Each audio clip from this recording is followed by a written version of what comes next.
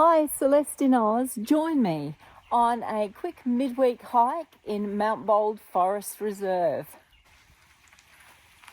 Very little sound except for the drip drop of the water. Birds have gone a bit quiet. A midweek hike is good for the soul, let me tell you. You've seen a few people, have you? Hey? A few of my favourites here. The Isopogon. It's got really red stems in behind the green spiky leaves.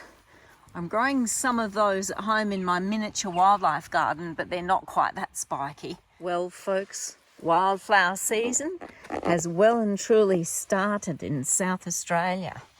This is a native cranberry. It's not related to cranberries at all, but it does have edible berries on it. I'll put the species name in the description. I'm going to grow a container of bush tucker plants, and this will definitely go in it. And here's a pink heath that has gone absolutely crazy with flowers. Wow, that's fantastic. Look at this. It's beautiful. Well, props to my very talented daughter who has spotted the first orchid of our hike, the blood green hood. I haven't seen that particular variety before. It's the large shell green hood.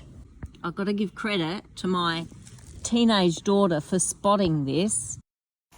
If you're in southern Australia and you're looking for a low growing shrub that's really tough and flowers virtually all year, the Grevillea lavangulacea is the one to go for. Grevilleas in general are really hardy, bird attracting, and come in a huge range of colours.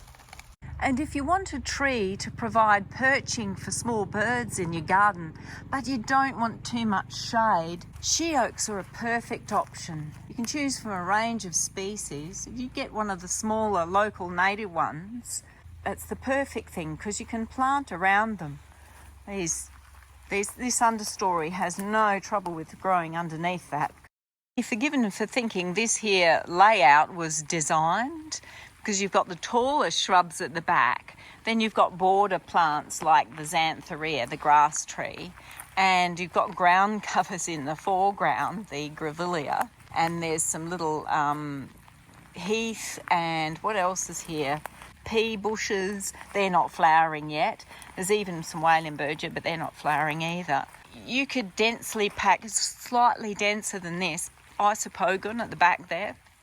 That could come into the foreground as well.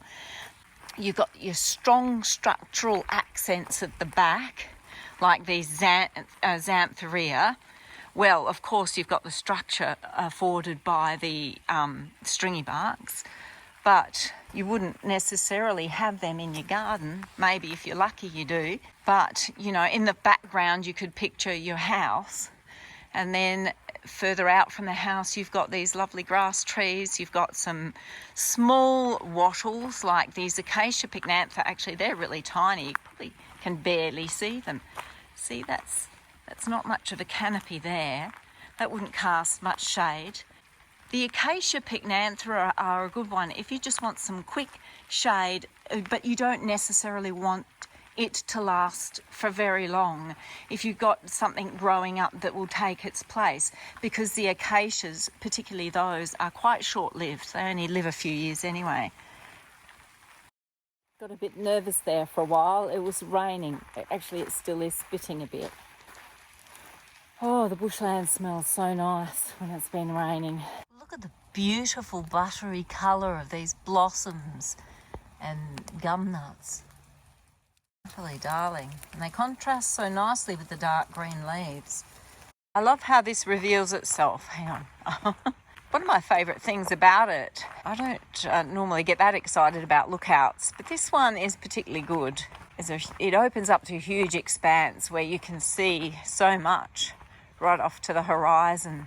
It's a good spot to catch sunsets, although in winter they close this reserve at 5 p.m, which doesn't really give you time to see the sunset from the lookout.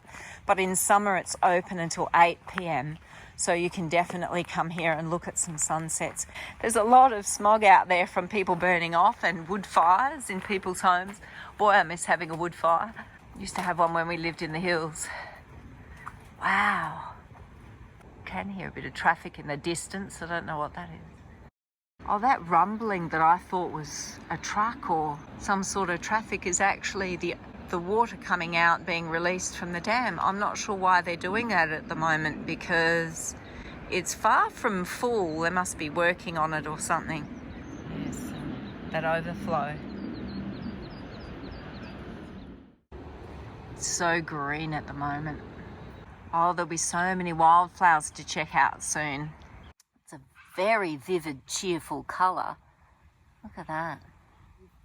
We've stopped off at one of my favourite haunts from when I was younger, the Jupiter Creek gold diggings. And I brought one of my little pieces of artwork to put in the bush somewhere. I think this track was meant to be closed off by the looks of it. But, oh well. We'll make our way through nevertheless. Yes, I think. Boy, quite a tangle of branches here. Oh, thump, thump, there's a kangaroo taking off. Oh, doggone, that's just the wrong height, that one. I'll have to go under.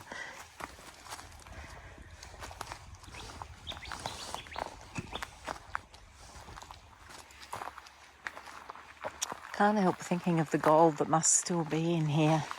Every now and then you see people here with metal detectors. Some people do find a little bit now and then.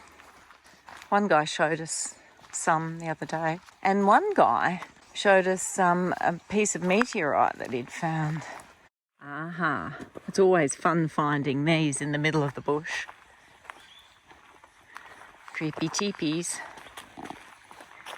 Must be every so often people who visit add a little bit more. This is looking really cool.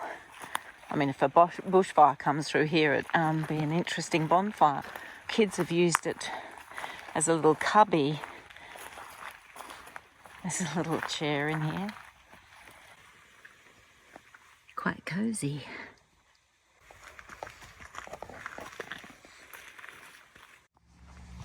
Oh, here we are, nearly back to the car park, which is just as well because it's getting dark.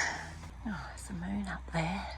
You know what? I nearly forgot to place my little ceramic bird. This one is a superb fairy wren. Back at the car park, we've got a little mob of roos here to wish us farewell. There's a little joey about to take off. There's